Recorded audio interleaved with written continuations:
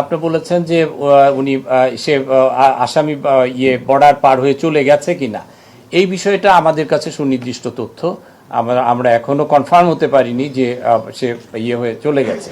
এটা একটা হতে পারে, এটা একটা অনেক সময় অপরাধীরা নানা ধরনের তথ্য দিয়ে, বিভ্রান্তিকর তথ্য দিয়ে নিজেদের অবস্থানটা গোপন করারও প্রয়াস চালাতে পারে, সেরকম একটা প্রচেষ্টা হতে পারে।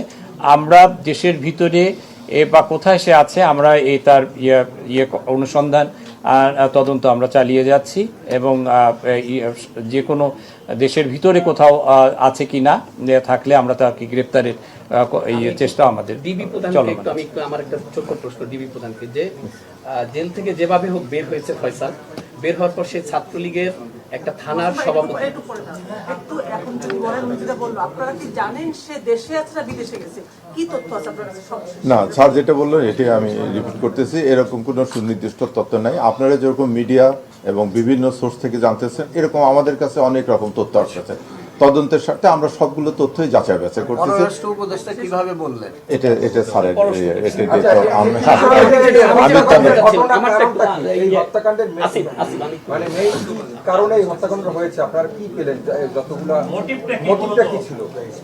এখনো মোটিভ কি, এটা তো আপনি জানেন যে প্রাথমিকভাবে এখনো ওটা জানা যায়নি।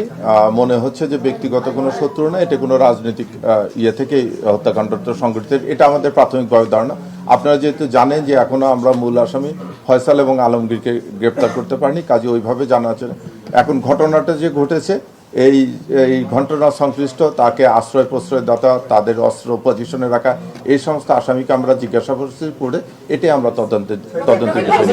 আমি যেটা এই ঘটনাকে কেন্দ্র করে আমরা বাংলাদেশে কিন্তু বড় ধরনের তাণ্ডব দেখেছি গত কিছুদিন ধরে। তাহলে কি আইন শৃঙ্খলা রক্ষাকারী বাহিনী বিষয়টাকে খুব সিরিয়াসলি নিচ্ছে না, যে এখন আপনারা খুঁজছেন সবকিছু? না, সিরিয়াসলি নিয়ে এই ঘটনা সংক্রান্তে 10 জনকে গ্রেপ্তার করা হয়েছে। যে ঘটনা ব্যবহৃত মোটরসাইকেল উদ্ধার করা হয়েছে, তারপরে গুলি যে আর্মস ব্যবহার হয়েছে সে আর্মস ব্যবহার করে চলেছে, এবং আমরা প্রতিনিয়ত যেখানে সম্ভাব্য, যেখানে জানতে পারতেছি যে আসামিদের অবস্থান বা সেখানে আমরা অভিযান পরিচালনা করতেছি। এটা এতগুলো এজেন্সি আপনারা দেখছেন যে আজকে আমরা এতগুলো এজেন্সি বসেছি, এবং ঘটনার শুরুর থেকে কিন্তু আমরা সর্বাত্মকভাবে সবাই মাঠে ছিলাম। কাজে আপনি যেটা বলতেছেন যে এটা সরকার গুরুত্ব দেয়নি, এই কথাটা মনে হয়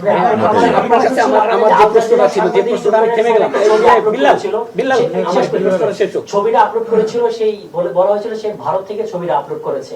এই ছবিটাকে আপনারা ফরেনসিক করেছেন কিনা আমরা এটাও মাথায় নিচ্ছি নিয়ে আমরা না, এখন এটা তো বলা যায় এটা তদন্তাধীন বিষয়। এরকম আপনি যেটা বললেন যে ভারত থেকে ছুটে, আবার ফেসবুকে এটাও দেখলাম যে সে ঢাকা শহরের এক জায়গায় আছে, বিভিন্ন তথ্য আসতেছে। তার তদন্তের স্বার্থে যেহেতু এটা আমরা সর্বাধিক গুরুত্ব দিয়ে বসতেছি, আমরা সবগুলো খুঁজতেছি, সবগুলো যে সম্ভাবনা আছে সবগুলো সম্ভাবনায় আমরা দেখতেছি। আপনার কাছে আমার যেটা প্রশ্ন ছিল সেটা হচ্ছে যে জেল থেকে বের হওয়ার পর ছাত্রলীগের সভাপতি এবং আরেকজন হচ্ছে আহ্বায়ক হচ্ছে কবির, যে আপনি আপনার অ্যারেস্ট করেছেন, সে হচ্ছে স্বেচ্ছাসেবক লীগের সভাপতি থানা। এরা জেল থেকে বের হওয়ার পর এরা কিভাবে এই ঢাকার মধ্যে এই অকারেন্সটা করলো, এবং তারা কিভাবে ফ্রিলি চলাফেরা করতো? আমি শহীদ ভাই, আমি এর সাথে একটু ইনক্লুড করতে চাই। সেটা হচ্ছে যে আমাদের মারা গেছেন, আমরা ভিডিও ফুটেজে দেখেছি যে হাদির পাশে বসেছিল। আপনারা কি এটা ফাইন্ড আউট করেছেন যে হাদির পাশে সেই খুনিটা কিভাবে, কার মাধ্যমে আসছে, কার মাধ্যমে যোগাযোগ করে তার পাশে বসে মাস্টার, এই জিনিসটা আপনারা পেয়েছেন? এটা তো একটা বড় তদন্তাধীন বিষয় যে উনি ওখানে কিভাবে আসলো, এরকম একজন ক্যান্ডিডেট, উনি একজন এত পপুলার একজন ব্যক্তিত্ব বা নেতা, তার এখানে কিভাবে আসলো, এটা আমরা তদন্ত করতেছি।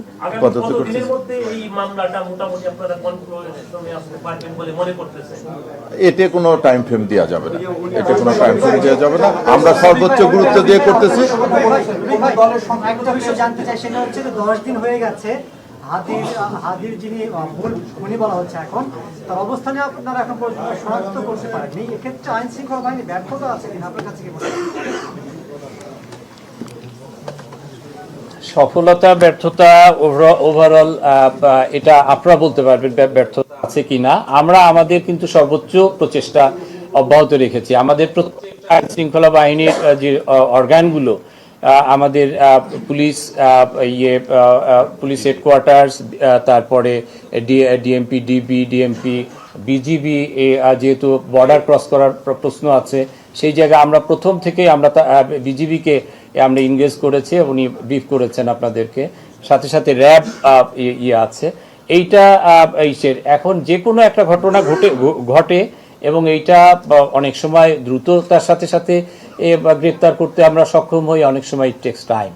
তো আপনাদেরকে আমি অনুরোধ করব যে এই ক্ষেত্রে আমাদের প্রচেষ্টার কোনো ঘাটতি আছে কিনা, এটা আপনারা যদি মূল্যায়ন করেন আমাদের উপর সুবিচার করা হবে।